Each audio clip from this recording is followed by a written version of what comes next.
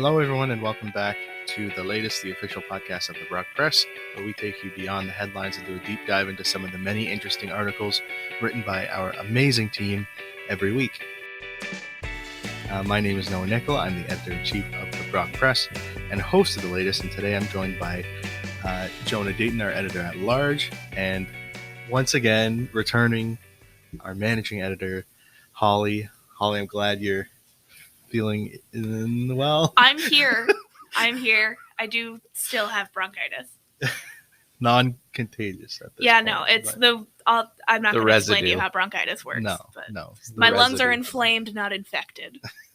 You've given up on getting better. It's just, Yeah, it's not going to happen. how are you doing, Jonah? I'm doing good. I'm not No bronchitis. No bronchitis on this end. Congratulations, it's an achievement. Not to brag, but yeah, me neither. So, but we're happy Good to have for you you. back. Mhm. Glad you're not like sick. I don't know. It's hard to say. Glad you're functioning again. Glad you're I'm here. great. I haven't slept in 2 days. Oh boy. Well, perfect time to talk about some articles, isn't it? When you're running on less. I can only sleep. I'm at the point of bronchitis where you only cough at night. So I will cough until like 7 a.m. and then I'll be like, oh, great, I can get an hour of sleep. And I was late today because I slept through my alarm. So I slept from like 7 till 10:30. How dare you sleep Yeah. for 3 hours? Well, we're all in a great state of mind to be talking about all these articles then. It's another good week. We are in the home stretch. Really almost done. Thankfully, you'll have time to rest. We'll all have time to rest for different reasons. So that'll be nice. And it's coming up quicker than we think. But that doesn't mean news is slowing down. We had another busy week, another good week with lots of topics. So let's get into them. All right, so the first article we're going to talk about was a feature written by Liam Nielsen about movie theaters. I believe he's a film minor, right? So He is. yeah, He's he's a an major film assistant sports editor, but is also into film and movies. So he wrote about the decline of movie theaters and how it is largely the result of the impact of streaming services. So we talked to a number of experts as well as grabbed thoughts from famous people in the industry and sort of, I guess, went back and forth between both sides of the theaters debate. So wanted to throw it out to you guys. Where do you fall on that? Which do you personally prefer? Yeah, the best way for me to commit is to spend too much money, right, on a ticket, too much money on food, be in a dark place with a bunch of people, and my social anxiety just does not allow me to interrupt those people or make, cause them any trouble whatsoever. So I'm just silent and focused. And that to me is the best way to, like, it just forces me to Pay attention and enjoy the movie. I like a good movie theater. I'll go see a movie in theaters if it's a movie that's like coming out that I'm really excited about. Like I went and saw the last movie I saw before the pandemic was Little Women, and I was really excited to see that. But I'm not like a movie theater purist. I'm not a diehard. I also don't stream a lot. I collect DVDs and then watch DVDs at home. And I don't know, for some reason that Not even Blu-rays? no DVDs. That takes up so much space. Yes. I don't know. I just like having it and knowing that it's mine. Because like the thing with streaming is like your favorite movie is there and then they'll take it off. I want to know that I have it forever and it's mine. But like, I mean, for me, movie theaters, again, I'm no purist of anything. I don't care how people watch them. I'm just saying for me, it's the best way to, if I am even semi-interested in the movie, the best way for me to ensure I can get the most out of it possible is to see it in a theater. But like, it's never, well, not never, but it's often not like my favorite movies that I'm watching that way. It's like this summer we saw Jungle Cruise. It's like a Disney Is that movie. the Rock? Yeah, and it was just like an adventure. Like I wasn't thrilled to, certainly wasn't going to buy this movie, but like movie theaters were open, and it was the summer, and it's like, I mean, what else? It was part of like a night to do something, and it was fun enough movie as whatever. But I doubt I'll ever watch it again. And it's like that to me is what movie theaters are for. Like just like big, fun, semi-stupid movies that are like, I don't know, not really challenging you. I feel like that works better at home when you can pause things And think. Yes, when you really got to think, because then in the theater you're just like bombarded with sounds and like the visual of it. It's like it works better for things that are flashy, I find. And then yeah, I don't know. That's just to me is part of the experience of seeing something that's kind of middle of the road but enjoyable. I think for me, the reason that I'm not like super huge on movie theaters, for me when I was growing up, going to the movies was not something that my family did. We went to the drive-in, just because it was cheaper. I have 2 siblings. It was something that we could afford to do. We could sneak in our own snacks. You could see 3 movies instead of 1 for half the price. So seeing things that were like big and flashy, I am used to seeing them like outside on a bigger screen doing something else. I'm not like a huge movie person in the first place. Like I certainly am much prefer like TV and miniseries and whatnot to movies, which again, maybe we'll get to with this attention span thing Liam talked about. I think the last movie I saw before the pandemic was Once Upon a Time with Hollywood in theaters. And I do think like that there are, again, like a few movies where if you go on like opening week or opening weekend, again, when it's like everybody is like it's full, I do think like that is something you can't really get from streaming. But as a whole, like I haven't been to the movie since the pandemic started, I don't think. And again, it's never, like you were saying, Holly, like it's just not really a thing I was into in the first place, just going to movie, because I'm just not a huge movie person in the first place. Yeah, fair enough. Fair enough.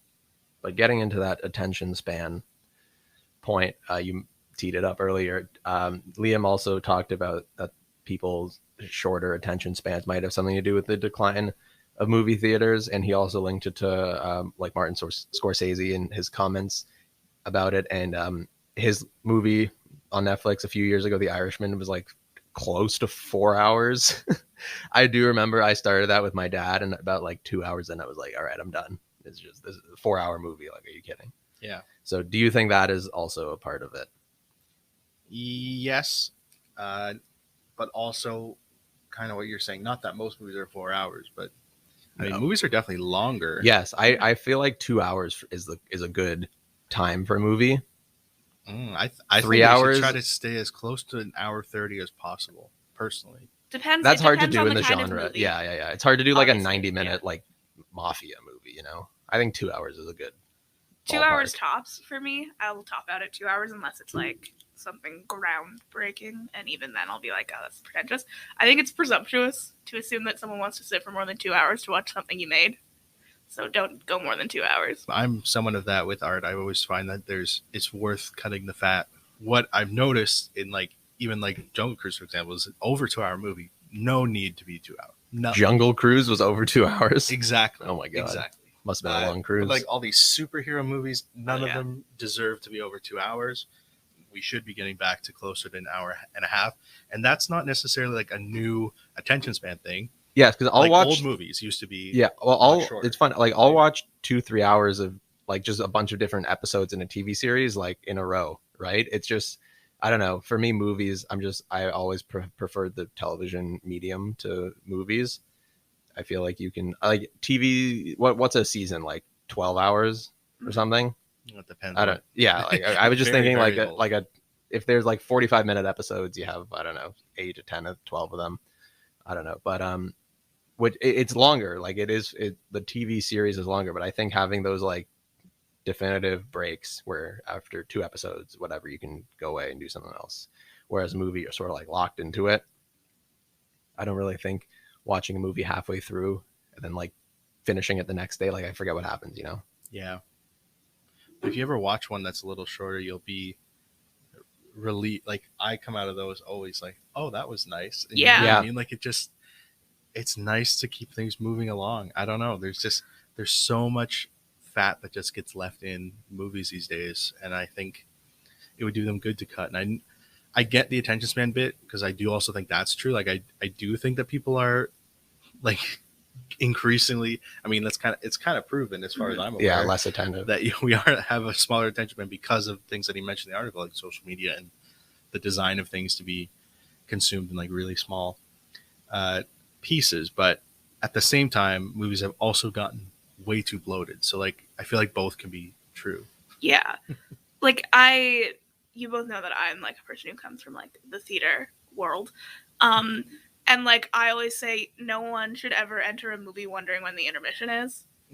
Because, like, when you go see a play and you're like, oh, there's an intermission in this, the goal of the intermission is that the intermission should come, like, what people always say is it should come about 5 minutes before people wonder when the intermission is. So, like, it should be, like, at a point where it makes sense in the story, but also at a point where your audience isn't bored, so then they, like, refresh and then go back. Your movie should end before people wonder when it's going to end. Yeah, That's a good point. Right. Yeah. All right, and then just the final point Liam made was outlining another one of Scorsese's comments where he first sort of talked down on streaming services, but Liam pointed out that it was sort of hypocritical because The Irishman was released on Netflix a few years ago, and his next movie is set to be released on Apple's streaming service, Apple TV Plus. Thoughts on that? Yeah, Apple TV Plus. Apple TV Plus. Well, it's like Disney Plus. It's the Yeah. same thing. Well, but that even flows a little bit better. They don't want to say Apple, Apple TV Plus? because the Apple TV is like Right, the product. they It also totally sounds should've like went Apple somewhere Teeny. else. Yeah. Apple TV, like the Apple Teeny. Apple Teeny, yeah. That was too close together. But anyways, Yeah. yeah, I think it's a little bit funny. I mean, he is an older guy. Maybe he's just forgetting his comments that he's making. But like, I mean, yeah, I found that a little rich. You know, as someone who's generally a fan of the theaters. But again, like you mentioned with Irishman, it's like, who's gonna go for a 4? Like, that's not fair to people to make them sit through 4 hours at the movie theater, and you have like the half-hour bumper of like ads and stuff at the beginning. Like, it's a huge commit. Like, that's like a work day almost. Like, you're 4 looking at, hours, like, half a work day. I will just going back to our other point about movie theaters. Have either of you been to one of those like bougie theaters where like it's like you're in like a lazy boy chair, you can put your feet up? That is the one at It's the like- Penn Center now. Oh, there is one at the Penn Center. Over the pandemic. Oh, really? Upgraded like a lot of the. And there are also some theaters that are like, what are they, like 19 plus, and it's like you can order drinks and they'll bring you like wings or whatever to your there's like a little table on the side. So I do think like services like that are potentially incentivizing. I like the chairs, Yeah, and I get the food thing. Although I wouldn't the want to food have thing would be messy fruit like distracting. nachos in the pitch black movie theater. Yeah, Might be a bit and they've of an done issue. weird foods for a little bit, like pretzels and pizza. Like, That's felt not Pizza. pretzels. Pretzels, like are a pretty- warm pretzel. I would never think a movie theater is. I always thought I Yeah. always associated movie theater food with like like ballpark food, like hot dogs. Yeah. Pop. Yeah, right. Same kind of style. hot dogs. I would. You never had a hot dog? I'm, Really? I'm exclusively the popcorn and the little bag of snack. Like, Yeah. Fair. I went to one of those movie theaters one time and I couldn't stand it. No. I like to be just a little bit uncomfortable when I'm watching a movie. Because I'm in public. I want like the reminder where it's like, don't fall asleep. that makes sense. The uncomfortableness Mhm. can contribute to that. Getting your money's worth and like focus out of a movie. It makes me pay attention. Like, Yeah. also, especially like I'll go see a movie with my friends and I'm sitting next to them and it's like, you gotta, be quiet. And like, I am a sneak a snack into a movie theater person. I'm not buying anything. Oh yeah. Well, that's a popcorn yeah. you can't sneak in though. That's the no, problem. you buy the popcorn and you sneak everything else Yes. in. Yes. Yeah, so that's our thoughts on Martin Scorsese. This is on a Martin Scorsese. I think he has a point. It's a little bit of a pretentious one, though. And one he's not living up to. No. Yeah. Also, just like you're gonna obviously sign on with the company who pays you the most. Yeah. Right. You're a Pretty rich much. person. Yeah. Except doing for rich like person things. Christopher Nolan's one who seems to be really committed, which he talked about in the article. 'Cause Yeah. He released that movie It's- like last summer Yeah. and it just like bombed, but he was just committed to having it come out anyways. I think that's kind of dumb. Well, it's definitely dumb, Yeah. but at least he's like sticking to Yeah, what he's he got his believes guns. What was in. the movie that Asenia ripped? The Red Notice. Red Notice. I think yeah, when we checked That was Wikipedia, Netflix. that was Netflix. Yeah, but I think when we checked Wikipedia, it said like $200 million budget and like 20 million box office. Yeah. Like very bad margins. Yeah, and that's just the like movie theaters definitely have not recovered at all. Yeah. No. That's fair to say. And so their days are probably super numbered. I don't really know how. Oh, they perform that. drive-ins are still kicking. It's also like I Yeah, would that's a would little guess different, the though. Drive-ins are rent is quite a lot because it's a Huge, big, yeah. big space Yeah. you need. humongous. Yeah. Yeah, so Scorsese might be right, but he's kind of contributing to the death of the movie. I think when he so- says that, like, there's a pressure for everything to be content instead of art, I think that's a fair criticism Oh, of yeah, that's movies fair. and, like, Yeah. also theater and, like, TV even. right, but also part of their content is paying Scorsese to make. Yeah. Like, I don't know. It's just yes, he is right, but like he's still just contributing to it at the same time. It's the just normal, not normal. It's the natural conclusion of making art, but also having to make money off of it. Your art becomes content. So I wrote another opinion piece about the Olympics.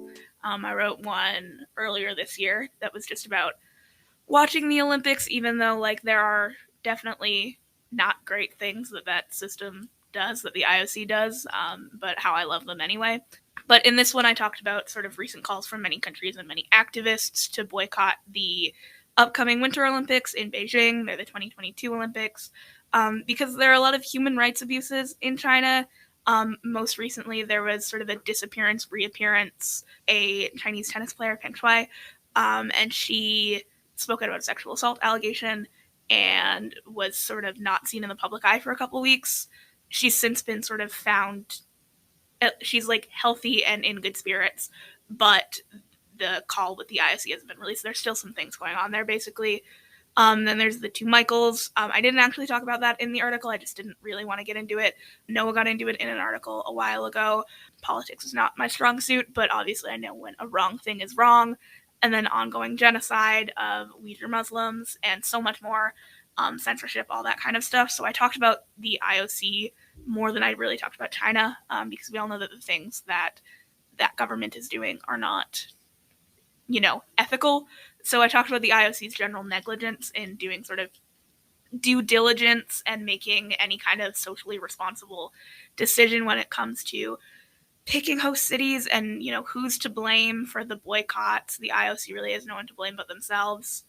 So I guess I just wanted to throw it out to you, Noah, a poli-sci guy, and Jonah, a sports guy. How do y'all feel about the Olympics? I'm actually not a huge Olympics fan for Fair. whatever reason, and more so I prefer the Summer Olympics to the winter. Mm-hmm. So this upcoming Beijing one, I'm not super interested in, just because my favorite events are all Summer Olympics. But I wasn't a big reason Beijing got this one was because they had all the infrastructure from 2008, so they were just recycling all the same facilities for the opening ceremonies and what it wasn't going to cost them $1 billion to build all these new facilities, because it wasn't too long ago that they hosted a prior Olympics. Yeah, kind of. It is very much a money thing. It's whoever has either the money to build the infrastructure or the infrastructure existing. No, that was a Summer Olympics. So Yeah, no, it wasn't but the buildings that I think they're reusing are the ones for the opening ceremonies or whatever, and the track and field, they can put ice over it for speed skating. It's not hard to convert. Yeah, A basketball summer arena Olympic can be venue hockey. To, It's all the summer events just on ice. Yeah, we're hurdles, High jump on ice. skiing. Ski jump, yeah. Yeah.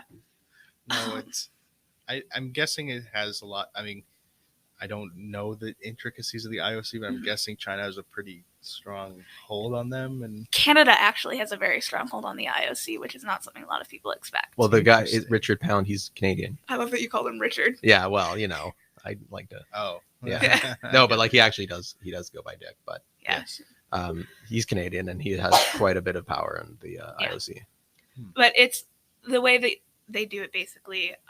Just a general summary is that countries will put together a bid committee, and the bid committee will put together the proposal, and they'll have to propose that A to the host city and then B to the IOC, and then the IOC will pick the proposal that they like the best, and generally the proposal that they like the best is the one that says, we have the most money for the most things. Our athletes' village is going to be so swanky. Everything's going to look great. Everything's going to be it's going to be the best Olympics ever because we have all this money. I'm personally tend to watch more winter just because I feel like most Canadians do, because Canada hockey. actually does very well. Yeah, hockey, and Canada is also one of the best countries at winter, and summer they're not. Yeah. You hear about it more, but also you're indoors more, so you know what I mean. Summer, I find I'm just not near TV for that. Even summer, extended I'm just not a stretches. huge Olympics person in the first place, but I do I love the basketball in the summer. I like track in the summer, whereas hockey in the winter is probably the only thing I watch. I'm a big Olympics person, as Yeah. you could probably guess, just because my mom had the Olympics on every time. I've seen every Olympics since I've been alive. This summer when I was working at a restaurant that sucked, really the only thing that got me through was getting to come home and watch some weird sport on TV at the end of the day. I was oh my god, sprint Canoeing. kayaking. Yeah. or like high jump. Yeah, it was great. I enjoyed watching it with my roommates also. I just like the connection of sport and to have like 2 weeks of sport and all of those stories coming out about sport really like matters to me in kind of a personal way. And then the Winter Olympics, obviously, I really enjoy because I am a hockey person, particularly a women's hockey person, and the Olympics are the biggest platform that women's hockey gets every 4 years. I like the bigger ice in the Olympics. I think it's fun. Yeah, it's way better. It's a good time. So good. Ice plus. Ice plus. Ice Olympic plus. ice and NHL ice is smaller for Noah. We'll tell Got you it. that. There you go. Got it. Yeah. So I'm big on the Olympics. Noah will definitely have an opinion about this as a poli-sci guy. What do you think about like countries boycotting Olympic Games diplomatically, which I talked about in the article, which is like you still send the athletes, but you don't send any politicians, or entirely you don't send anybody. And I guess what's the point or like the value, the message of boycotting a games? Yeah, so this is one point I didn't necessarily disagree with you, but I would clarify or provide a different point of view on it, because you were saying like the point of boycotting is to like try to get them to not host it or like to not hold it, or like, I mean, not necessarily what I was saying. or like for it to. I was talking about the 1980 boycott and how they boycotted it, but those Olympics were still a success. So a boycott is to undermine the success. Okay, yeah. So even that, I would disagree with. I think it has almost nothing to do with the Olympics. I think it's like just another like foreign policy move to like signal or to contribute to like your stance on something, or like to address what's going on like outside of the Olympics. Yeah.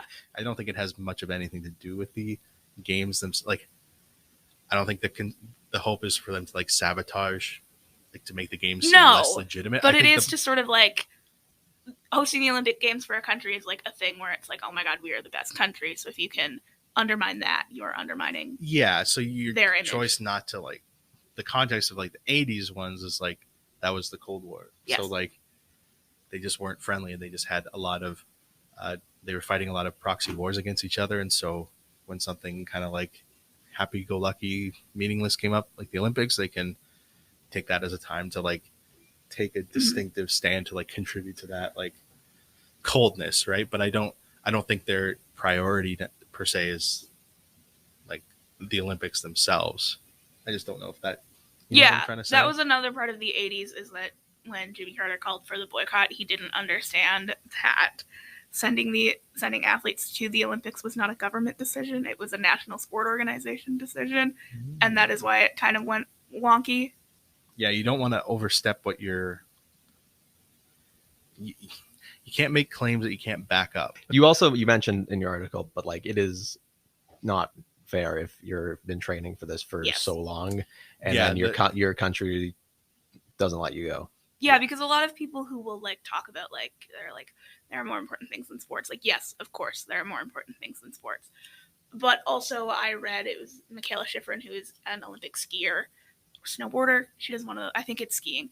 But she was like, athletes shouldn't have to choose between doing their jobs, because too many athletes, like we think about the NHL players, when we think about the Winter Olympics, it's like going to the Olympics is not how they make their money. For someone who does skiing, but sometimes going to the Olympics is how you make your money. Because you get sponsors from your performance at the Olympics. I mean, like hockey players though are getting sponsors from elsewhere. Yeah, they'll be fine. No, women's hockey players It's won't. the like obscure sports we were talking about. Yeah, they need to go to the Olympics to be able to do their job. And yes, it's not ideal that they need to make that money, but they do need to. And it's not fair to tell them you have to violate your own ethics and morals in order to do that, or you get to not come. Yeah, the fact that China's hosting in the first place is wrong. Because like there's crazy stuff going on in China right now that is just happening and like being allowed to happen. And a lot of the sports world's tied up in it. A lot of brands, a lot of massive sports brands that sponsor huge teams are tied up in that. A lot of sports leagues. I know it's not Winter Olympics, but like NBA is like tied right around their thumb. Like China has them on a short leash, and they listen when China's mad at them for stuff. That's very much, I sound so sick, but very much the thing organizationally. Like the IOC, the NBA, the NHL even wants to go to China. The government of China has them very much on a short leash, but then there are the athletes themselves who want to say something like, it was an Ennis Cantor. Yeah. Well, now it's Ennis Freedom. He changed his name. Ennis Freedom. But he was like, we shouldn't be going to the Beijing Olympics. And he is a person who has like spoken out against the Chinese government in the past and their treatment of certain groups of people. But then the thing with the IOC is that you're not allowed to say that. Yeah, and honestly, with their treatment of that tennis player, any athlete should really be on watch for themselves, because they run. I'm not saying they shouldn't say things. I support most criticism of China. I probably support, but you should definitely be watching your back, because you're putting yourself at huge risk going over there. He's also he's Turkish, and he has been very, very outspoken against the Turkish government, and he has like a warrant for his like arrest. Like he can't go back home. Yeah, they're not a. They're like in a. They're not I think they shouldn't be hosting Olympics either. Yeah, they don't have lots of money like China. So, but yeah, this is like a really definitive time. I mean, it's still a little gray, but like, there's just so much pointing to them. Like Holly said, just not having to put athletes in the position at all, I think is it's always this is, but they have been in the past, right? Like Germany hosted for many years consistently. Yeah, and it's like, not. It's like, crazy. It's not just China. Obviously, China is probably the worst example right now, but there are plenty of other places where the IOC is sending athletes that they will be unsafe. Like they send gay athletes to Russia. Yeah. They'll be sending even Paris. They'll be sending athletes who sort of wear head coverings to Paris, right, and that is illegal. Will be or might be illegal in France by then. They're not thinking through where they're sending athletes and where they're sending sort of their delegations in a way that sort of says that they value them as people. Am I crazy, or is there some like the World Cup of soccer is going to be in like Qatar? Yep. And if you we did built by slaves. Yeah, well, we did it. There was a like case study we had to do for one of my SPEMA classes last year that was like, should Qatar host the World Cup? And then they gave us like a case study, and it was like, they're not big on Jews or gays. It's also going to be 50 degrees in the summer. So 2/3 of this room is screwed. Yeah, it's going to be melting. No, you could go. But it was like, it's also going to be 50 degrees there, outdoor soccer, and AC is a problem. Should they host? And it was like, well, the answer is no. When you lay all that out there, I don't know. The soccer fields would literally be melting. No, it was literally like sidewalks underneath. Were smoking. Yeah. Yeah. And they've had. And you're right, it was built on like it's slavery. known that it's built by slaves. Yeah. Like most of those cities people glorify in the Middle East, like Dubai and stuff, most of those have been built almost exclusively by slaves. A lot of them from North Korea, a lot of them also from China, a lot of them from their own countries. So like, yeah, there's a lot of stuff that is happening in professional sports that's really it's amateur sports, not the good. Olympics. Even well, not but we were talking about even with NBA. Yeah, it's professional soccer. Money, yeah. cash is in fact king. Mm-hmm. That is, but yeah, it's just one of those things where I don't know, these sports federations, international committees they're not thinking. Like, I don't know, I guess what's the alternative? How do you pick a host city that, works and is also ethical? Maybe this is another SPEMA class, they all get intertwined, but was there not like a proposal that was like, just have like 4 cities that just you rotate them? Was that not it? Am I crazy? I think I saw that one time. Right? Yeah. It's like you pick like 2 winter cities and 2 summer cities and just go back and forth, so you don't have to build new stadiums and whatnot. Yeah, that's a great idea. Because that's the thing, like, even aside from like human rights, environmentally, the Olympics are not great. Terrible. Yeah. Terrible. You got to build so much new stuff, and if you like for sure, like there are Olympics where like Vancouver did a decent job of it, Calgary's done a decent job of it, where they'll use the infrastructure after. Like it's like the hockey arena for the Winter Olympics is now the new NHL arena, or like where the swim center is now a community pool. But then there's like places like Rio where like they don't get reused, and that sucks. They can't afford. Rare times the a IOC city or country like Brazil gets it, then it has to go dormant because they certainly cannot afford to keep that up. Same with Greece. I'm sure theirs is not in good shape. You mean the one from 1896? 2004. 2004. Oh. Yeah, like the IOC comes in and they're like, big shiny new Olympics, and then they just leave, and then they don't provide any support for anything like human rights wise, infrastructure wise. So yeah, rotating between cities seems to be the best thing Just to do. a couple. A couple cities. Yeah. And the final story for today was another opinion piece by Haytham Nawaz, our general assistant editor. He wrote about ghost kitchens, which I knew as like a name, like a proper name, but apparently it's like a format. I didn't know anything about it before. This was the first. Well, that's the first question. Yeah, hang on. But I'd seen things like places called ghost kitchen, like the proper title, but apparently it's a style of doing things now where you have these restaurants that house multiple food brands and chains, but they have no service staff or indoor seating. They're just designed basically for food delivery exclusively.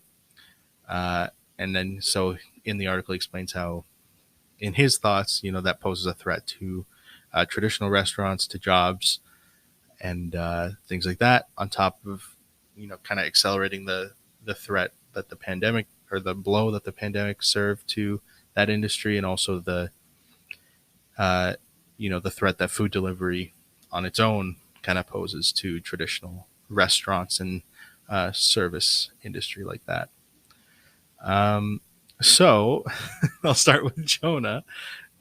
What's your experience with ghost kitchens? Yeah, I did not know anything about them until Haytham wrote this, probably because it was discovered on TikTok. Don't have that. So this was the first I had heard of them, and did not know that's what they meant by ghost kitchen, but pretty, like, I think one of the, not to spoil a second of your points, but about, have you ever ordered from one before? Like, maybe I have, I don't know.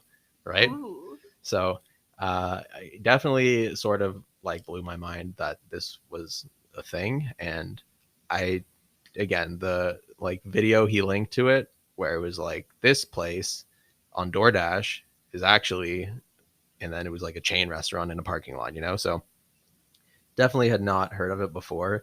The concept is very like pandemic driven, right? Like, I don't think this probably would have happened before then, but it's almost like have you guys ever been to or ordered from like pop-up restaurants?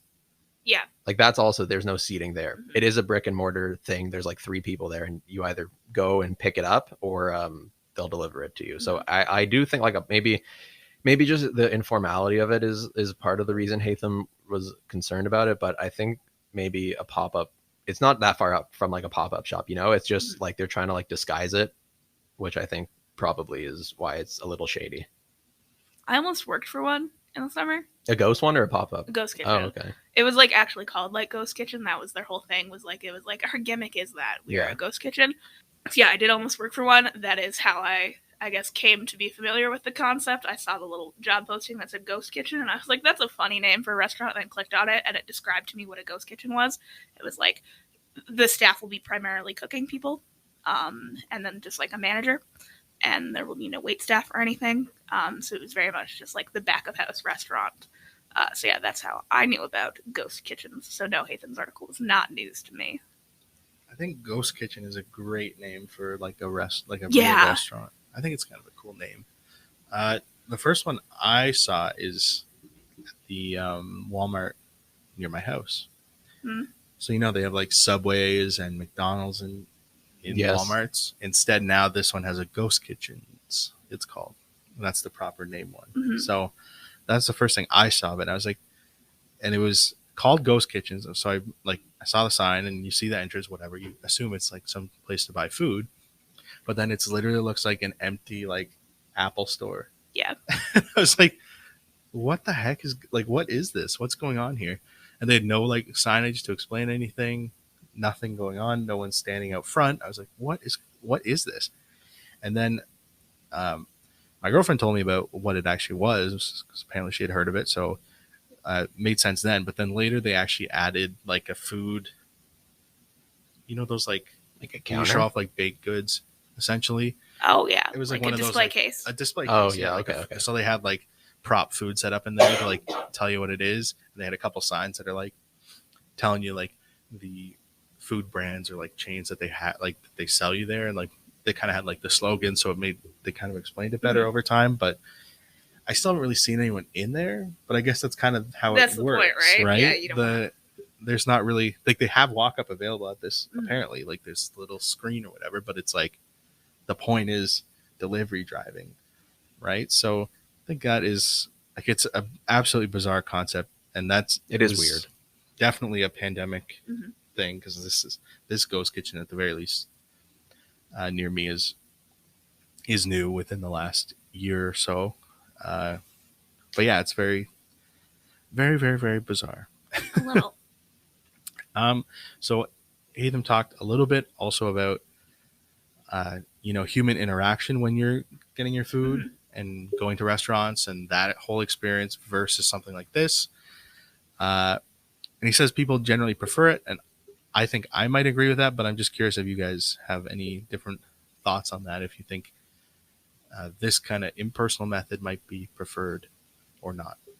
I really care too much one way or the other. I think for like delivery, like if I'm ordering like Uber Eats or whatever, I'll pretty much just check the like leave it on the porch box every time.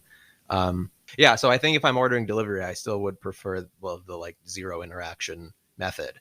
But in person, if like you're going to a restaurant, I think part of the expectation is like a waiter, and especially like sometimes you do need not advice, but like clarification on certain things, especially if people you are eating with have like allergies or food preferences. I think that still can be useful. But I think that depends on the restaurant, like there's some places where I'm just like, I don't really need a conversation here. Well, I can definitely see there's obviously the financial desire, but you can see how this could be applied to not just this type of delivery food. Like you could see this model being like a ghost diner. Yeah. Basically, where like you have your tablet or whatever on your table. Oh, and you like order your food there, and then they just have. That's kind of like what they do with dim staff. sum. Like at dim sum places, there's like they give you a thing, and you with a pen, and you check off the dishes you want. You give it to them, and then they bring it out. Yeah, all you can eat kind of Asian food places have been kind of doing something like this, but even then they're still like yes. personable, like someone will like come get the pad and they'll be like, oh, interesting choice, and like look at it, and you'll be like, and did you get that I don't want shrimp? Just make sure that like the kitchen knows that I don't want shrimp, that kind of thing. And I still think that's important. And I'll also say as like someone who has like spent most of their like not like working here in this job, most of my working career working behind the counter as like a food or fast food person, that human interaction, I know fast food workers love to complain all day long about how customers are the worst, and they are. But there are definitely like, when you are in a kitchen for hours alone and you don't see the people that you're serving food to, it sucks. There's none of that. There's not even like a tiny reward for doing it. Like when I worked at KFC, I could see the people who were eating the food that I made. And even though like I didn't like that job, it was very much like at least I did something. I fed that family, even if it was like a tiny, tiny little thing. It was just one of those things that like, I don't know, kept you knowing why you were doing what you're doing. When you don't see the people that you're giving food to, it just feels hollow, I guess. Right, but what I was saying about the restaurant model, I could see them forcing like the cooking staff to bring the food out. Yeah. Right, and that's an easy fix. Giving them one more job, and then you have to hire you can eliminate a whole person. Yeah, right? Never try to make a line cook perform customer service. But see, it's not customer, it would just be drop it off. One of the things that I think if this goes well, that's absolutely the logical next step. I don't agree with it. I don't think it's a good idea, but I can absolutely see if these go well. That's one of the few ways they can really actually cut anything from a restaurant. Right, it comes down to staff. You can only get your food prices so low. You can only all those other costs can only go so low. The next logical thing is eliminating staff, and if this proves to be successful, if people are like, human interaction, I'll take it or leave it, then this seems like the model. But it would be at like the places that would eliminate these servers would be like the lower tier restaurants, like all the like a waiter, to be like a waiter or a server at like a very like well-respected restaurant, it's like a legitimate like profession. And it's not like a lot of people, I think when most people think like waiter, they're like, oh, it's like a side gig, whatever. But like some of the like high like tiered restaurants, especially in like Toronto, they are like, you need to know your stuff. You have to be like very like, I don't think those places would ever deviate from that system. Right. I think it would be the like sort of like the, I guess, lower tiered restaurants that would just Well, like a chain, like a chain, any of the chain like restaurants a for sure. I was gonna say Cheesecake Factory, but there's one in Canada, so maybe not a great example. But like Kelsey's, yeah, Montana's, exactly. That's Boston Pizza. Easily Jack Astor's. I can easily see all of those types of chains doing this if it goes well. Like not just like on a whim, but like they're absolutely watching how this ghost kitchen stuff. Like again, you can see how all these things. You're like, yeah, like it could work, right? If they find that enough people don't care, or they like it better to not talk to someone or whatever. This is an easy. I'm just, there's a Curb Your Enthusiasm episode where Larry and Jeff are at lunch and their server is like he's slow, and they turn around and their food is on the like countertop, and Larry's like, where is he? And Jeff's like, why don't you go get it? He's like, I will get it. And he hops up and just grabs it himself. And the waiter comes back. He's like, what did you do? He's like, I don't know where you were. Yeah, my lunch is there. I just brought it over. It's getting cold. So that could also be, you could have like an intercom if we want to go totally uncomfortable, and go like table 7, come get it. And you go pick it up like it's a driver's license. And very DMV. You're waiting. Like you take a deli ticket. Yeah. I don't know, like that. The food at like a chain restaurant, to me, it's not good enough for me to like part of that is like seeing a waiter who's smiling at me and being nice and I'm gonna tip him at the end of the meal. It's like it's an experience more than like just like I really like Montana's fries. Like I'm not going for the food really. I'm going because it's like an experience to go out and grab dinner with a friend. So I don't love it as like a customer. I would still like a server, and I also don't like it as someone who has worked in the restaurant industry. I can see how, because restaurant managers love to exploit their staff, I can see how they would just exploit the kitchen staff. Yeah, of course. To an insane degree. Purely on increasing the boot on the neck, the pressure. Now, do you think that, to a degree, that preference, I think, does play a role in this? Like, if, like, definitely this requires a lot of, like, customer surveying and, like, figuring out people's thoughts on it. It's like... Does it matter what people think, or will it just happen? Yeah, like... I don't know. How do you think some type of rollout of that could even, like, you know what I mean? Yeah, I see what you're saying. Like, to me, it feels inevitable. Yeah. That this is the end goal for places like that. Mm-hmm. To have like a tablet on the table, you put in your order. Whatever the system, just to get rid of as much staff as humanly possible. But yeah, I think it's coming. I think it is. I don't know. I think, like, there's just something about like the restaurant industry and like sitting down that has persisted. There are people, I don't know, especially older people are going to be quite resistant to that change, and generally they get stuff done. And like, I don't know, there's just such a model of customer service in like the world. Like it's just such an established thing that I don't know. I can definitely see it like happening, but I definitely can't see it becoming like the standard or the default. Yeah, I would think like good restaurants that are like run well and owned by someone who cares won't do this. Right. But like you were saying, the vast majority of them, but like you were saying, the chains, the businesses might. Yes. Yeah. Now I just had a great idea. I know we're running long, so we'll end it quickly, but this was just a bomb that I just want to drop it on you. What if they do it like the smoking, non-smoking sections? Oh. What if they had like waiters, no waiters. Waiters, no waiters. Yeah, like digital service only, and like then they had like full service. They'd have like one or two for that half of the restaurant. This society needs more division. Yeah, like no. That seems like the transition point easily, because you keep those people happy. Yeah. But then you also can offer this to, and people would take that other option. Because there's going to be more open seating on that option. There's going to be quicker. You get things when you order. Like there are benefits in that scenario to go to the other side, right? So You could get see the that. restaurant split down the middle between people who tip and people who don't. Right, yeah, and you save the tip. Yeah. You're not tipping anyone on the other side. I don't know. I think it's more appealing to these places than we might think. I just hate I hate it. I absolutely it feels hate it. so I hate it. dystopian to be putting like Yes. I'm putting a price on you saying hello to a person. I'm putting a price It's on you. $15 an hour. Yeah. Putting a price on you like smiling at someone. Too expensive. Well, that was another exciting and fun episode. Thank you both for joining me today, and that will do it for another episode of The Latest. You can find all of the stories that we talked about today on our website. You can go to www.brockpress.com.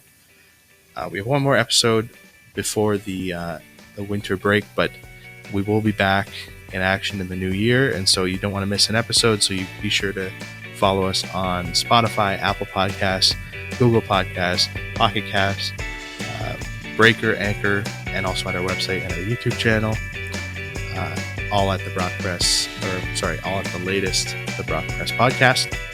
And with that, hope you have a great day, and we'll see you soon.